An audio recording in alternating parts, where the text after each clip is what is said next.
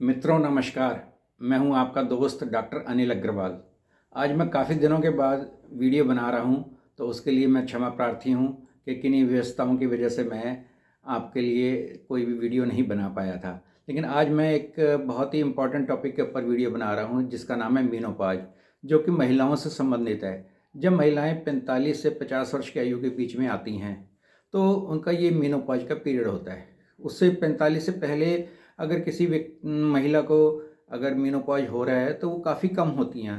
और कुछ एक महिलाएं ऐसी भी देखी जिनको 50 की बजाय 51, 52 या 53 वर्ष की आयु में भी जाकर मेनोपॉज होता है। तो इस आयु से कोई ज़्यादा संबंध नहीं होता कि भाई ये 40 वर्ष की आयु में क्यों बंद हो गए और 45 में क्यों नहीं हुए।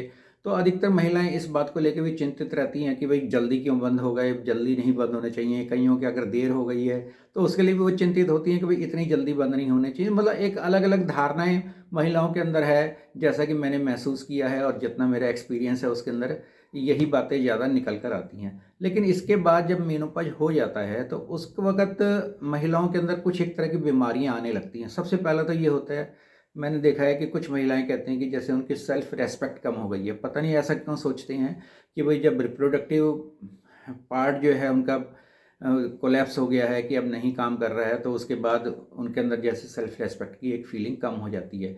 और इसके अतिरिक्त क्योंकि हार्मोन्स इसके अंदर बनने बंद हो जाते हैं, तो उसकी वजह से भी महिलाओं के अंदर कुछ तरह की बीमारियां आती हैं। सबसे पहले एक तो होती है कि नर्वसनेस कुछ महिलाओं को बहुत ज़्यादा रहने लग जाती है मेनोपॉज के बाद। और एक जो होता है, कईयों को इमोशनल फीलिंग्स ज़्यादा आती हैं। महिलाएं बोलती हैं मेरा मूड स्विंग करता रहता है, कभी मेरे को गुस्सा आता है, कभी मेरे को उदासी आ जाती है। इस तरह की चीज़ें चलती हैं। कुछ महिलाएं चिड़चिड़ी रहने लगती हैं। कुछ को नींद आनी बंद हो जाती है, मतलब रात को देर तक नींद नहीं आती है, सुबह जल्दी खुल जाती है। या रात को सोए थे ठीक ठाक, लेकिन रात को फिर बीच नींद खुल गई। तो ये भी मेनोपॉज के बाद अधिकतर इस तरह के सिम्टम्स आते हैं। कुछ एक महिलाएं तो ऐसी भी हैं जिनको ट्रेमर्स आते हैं, कईयों को डरावने सपने आने शुरू होते हैं। तो ये भी एक सिम्टम है जो कि उसके बाद आता है और महिलाओं को फेस करना पड़ता है। और कुछ महिलाओं को क्या होता है कि जिस तरह से हॉट फ्लशी जाते हैं, कि कभी हॉट फ्लशी आ रहे हैं, कभी बहुत ज़्यादा ठंड लगने लग गई, या एकदम शरीर ठंडा हो गया, पसीने आए और एकदम उनको लगता है पता नहीं कितनी बड़ी बीमारी हो गई है। तो उसमें कुछ ज़्यादा घबराने की बात नहीं, ये सारे मेनोपॉज के ही सिम्टम होते हैं कि जब उनको हॉट फ्लशी आते हैं। और उसके लिए मैं अभी बाद में बताऊंगा कि कैसे इलाज करना चाहिए। और कुछ महिलाओं में मेनोपॉज के बाद थायराइड की प्रॉब्लम भी हो जाती है कि उनके थायराइड हाइपरथायरॉयडिज्म के अंदर हो जाता है। और कुछ महिलाओं के अंदर वजन भी बढ़ जाता है, ओबेसिटी जिसे बोलते हैं। और जो पहले से ओबेस है तो उनका और वजन ज़्यादा बढ़ जाता है, पहले से ज़्यादा ओबेसिटी बढ़ जाती है। कुछ महिलाओं में आपने देखा होगा, बुजुर्ग महिलाओं में वो यहाँ पर जो है या यहाँ पर कुछ बाल उगाते हैं, तो ऐसे लगता है जैसे काली लकीर पड़ी हुई है, जो वो बाल आ जाते हैं, जिसको हिर्सुटिज्म बोला जाता है। और कुछ महिलाओं के अंदर जो है जोड़ों में दर्द आ जाता है। ये भी मेनोपॉज का एक सिम्टम होता है कि मेनोपॉज के बाद इस तरह की तकलीफ़ें बढ़नी शुरू होती हैं। कुछ महिलाओं के अंदर मेनोपॉज के बाद हड्डियों के अंदर से कैल्शियम ज़्यादा निकल जाता है और उनकी हड्डियाँ पोरस हो जाती है, जिसको फिर ओस्टियोपोरोसिस बोला जाता है। उनको बहुत ध्यान से रहना पड़ता है, क्योंकि अगर ऐसा चलेगा तो अगर वो कहीं गिर गई या कोई चोट लगी तो उनकी हड्डी भी क्रैक हो जाती है, जिसे या टूट जाती है हम बोलते हैं।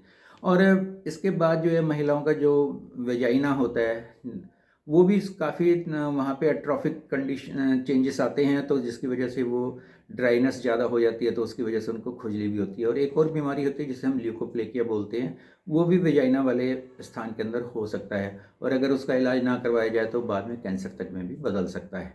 एक महिलाओं को कुछ को यूरिन की भी बहुत दिक्कत आती है, कईयों को देर से पेशाब आता है, कईयों को जलन के साथ आता है। तो ये सब भी चीज़ों को हम ठीक कर सकते हैं। ऐसा कुछ नहीं है कि भाई इन अब ये हो गए तो ये सिम्टम चलते ही रहेंगे, ये बीमारियां चलती रहेंगी, लेकिन उनको ठीक भी किया जा सकता है, जिसके लिए बहुत सारी तरह की अलग अलग दवाइयां हैं, जिसका मैं अभी आपको उल्लेख करूंगा। जिस तरह एलोपैथी के अंदर उसको हॉट फ्लैशेज को या दूसरे सिम्टम्स को कुछ एक को ठीक करने के लिए कुछ हार्मोन्स थेरेपी भी दी जाती हैं, और उससे भी काफ़ी हद तक महिलाओं को फ़ायदा होता है।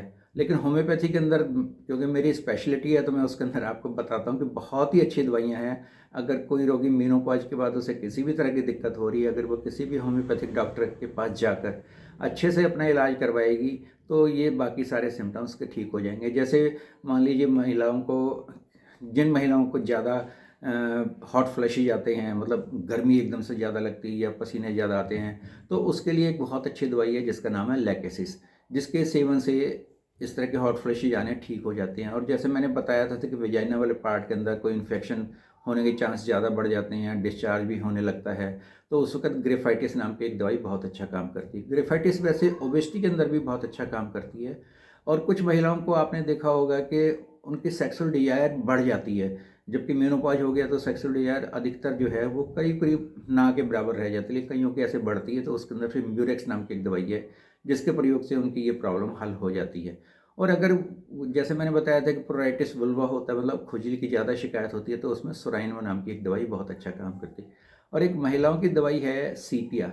सीपिया बिल्कुल महिलाओं के लिए ही जैसे भगवान ने बनाकर भेजी है दवाई, कि उनकी किसी भी तरह की कोई दिक्कत हो जो मेनोपॉज से संबंधित है और किसी दवा से ठीक नहीं हो रही है, तो उस वक्त अगर उसको सीपिया दे दी जाए तो वो उसकी बहुत आसानी से ठीक हो जाती है।